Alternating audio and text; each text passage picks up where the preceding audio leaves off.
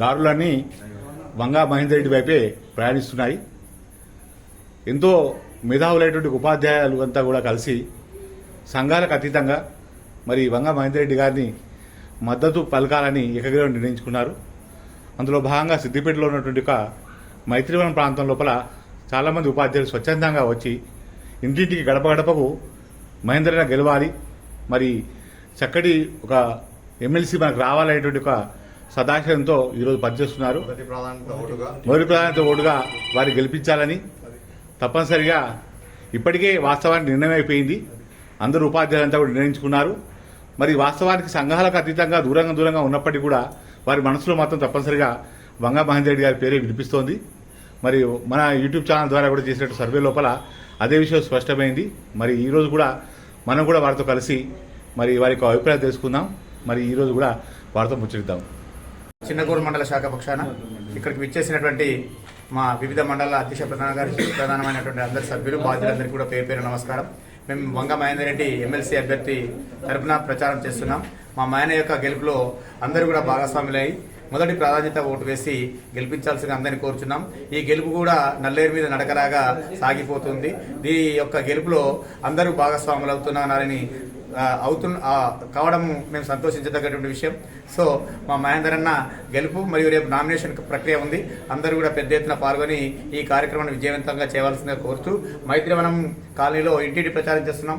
మైత్రివనంలో ఉన్నటువంటి కాలనీ వాసులందరూ కూడా మహేందర్ అన్నకి ఘనస్వాగతము శుభాకాంక్షలు తెలియజేస్తూ అందరూ కూడా మమ్మల్ని ఆశీర్వదిస్తున్నారు.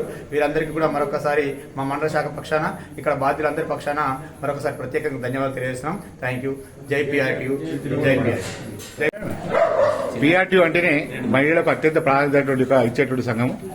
అన్ని సంఘాల కంటే ఎక్కువ ప్రాధాన్యత ఇచ్చి ముఖ్యంగా 5 ప్రత్యేక లీవ్లు కూడా పోరాటం చేసి సాక్షించేటువంటి PRTU సంఘం.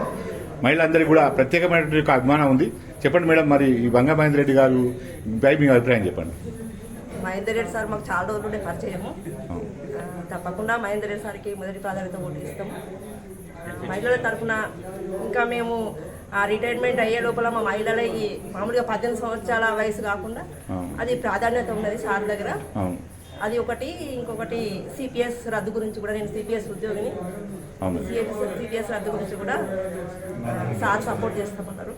సరే మేడం, చాలా సంతోషం. మీరు ఇవన్నీ కూడా సాధించాలని మనం కూడా ఆశిస్తున్నాం. మీరు ఇక వేరే వాళ్ళు చెప్పారా మేడం? మహేందర్ అన్న గెలుపు నల్లేరు మీద నడకనే అందులో భాగంగానే ఎమ్మెల్సీ గెలవగానే మొదటి అంశంగా CPS రద్దే మా మొదటి ప్రాధాన్యత అంశంగా తీసుకుంటున్నాం. ఇందులో 2003 నుంచి ఇప్పటివరకు పనిచేస్తున్నటువంటి సోదర ఉపాధ్యాయులందరికీ కూడా CPS రద్దు అనేటువంటి ప్రధానమైనటువంటి అంశం మా మహేందర్ తీసుకుంటున్నాడు.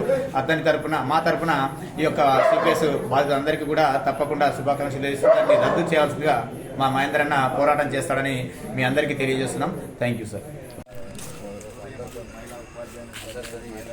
చెప్పాలి, లోకల్ వాస్తవం ఏ సమస్య ఉన్న దగ్గర ఉండి చూసుకోగలుగుతుంది. మొదటి ప్రాధాన్యతనే వేయండి. ఇక రెండోది అనేది మర్చిపోండి.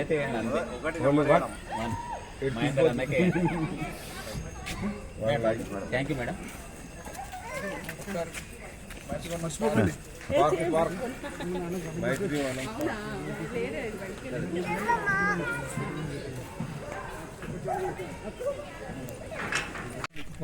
ఈరోజు మహేందర్ అన్న ప్రచార కార్యక్రమంలో భాగంగా మైత్రివనంలో ఇంటింటికి తిరిగి ప్రతి ఓటర్ను అనగా మా టీచర్ ఉపాధ్యాయులందరినీ కూడా మేము చేతులెత్తి మొక్కడం ఏమనగా మొదటి ప్రాధాన్యత ఓటు వేసి మనమందరము మహేందర్ అన్నను గెలిపించుకోవాలి.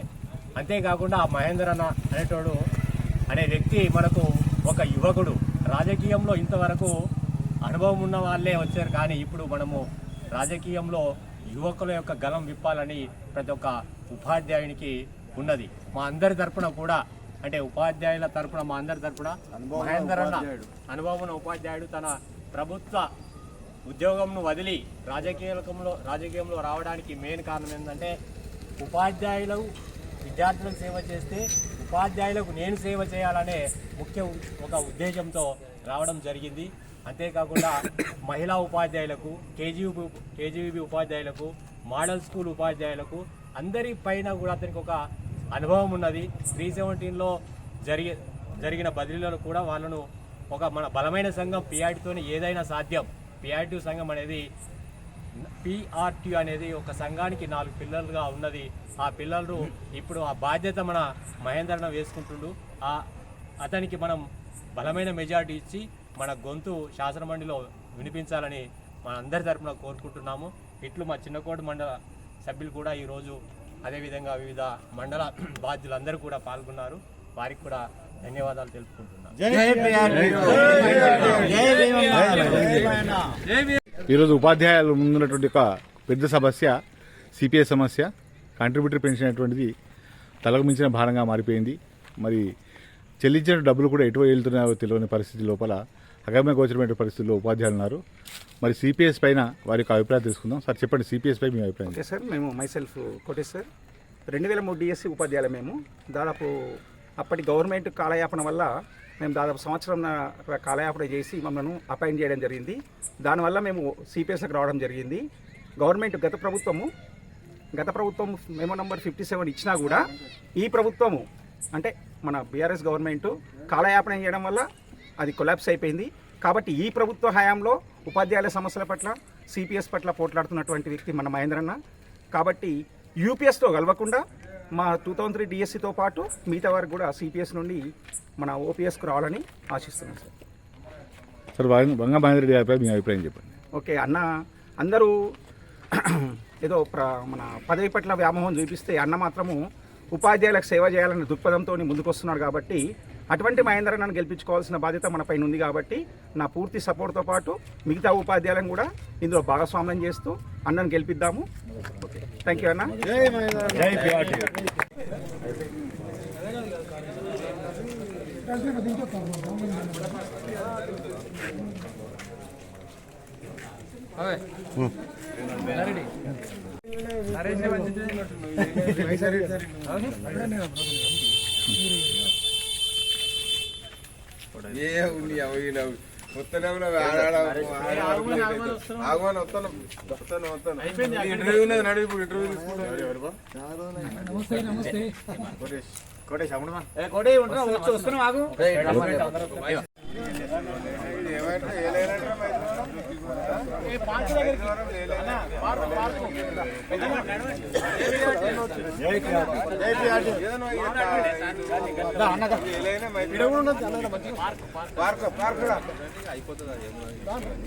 రామ్నా